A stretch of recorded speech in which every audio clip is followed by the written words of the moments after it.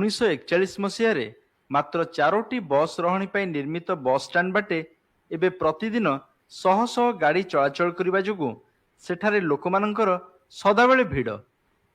3टा कि 4टा bus stand रे accommodate करी होउची बहुत गुडा तक बस अकोमोडेट करी होउने तापर स्ट्रे कैटल्स गुडा तक बस स्टैंड रे बहुत गुडा होउची बस स्टैंड पूरा गहली जाउची सब गाड़ी बहुत हेगला बस स्टैंड छोटी हेगला बस स्टैंड टा छोटिया होउची एवं सिट दुनिया प्रकार एक्सीडेंट होउची गंडोल होउची ए जो दुकान बाड़ी ऊपर सब गंडोल चल।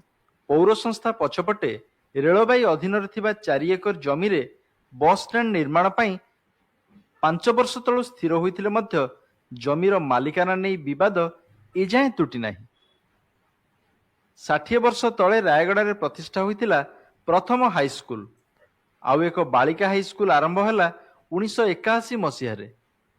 क्रमवर्धिष्णु जनसंख्या अनुपात रे एठारे ओडिया हाईस्कूल दुईटी रे आसन संकट उपजी थिया बेले छतुफुटा इंग्राजी माध्यम स्कूल रो कौनसी अभाव नहीं रायगड़ा रे।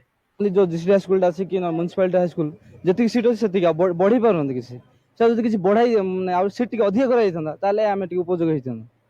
प्राकृतिक परिवेश जोगु सुंदर देखा जाउथिबा रायगड़ा शहर रे जबरदखल अन्य एक जटिल समस्या।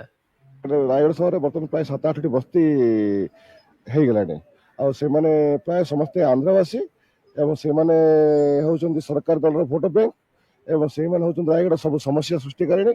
विभिन्न छोट बड़ ओडिया शिक्षा और संस्कृतिर विकास पई एठारे सचेतनतार अभाव परिलक्षित होतिया बेले ओडिया भाषी लोकंक संख्या आनुपातिक हार रे कमी कमी चलीछि और भविष्यत रे यह मध्य एक संकट सृष्टि करिवार संभावना को एड़ेई दिया जाई न पारे।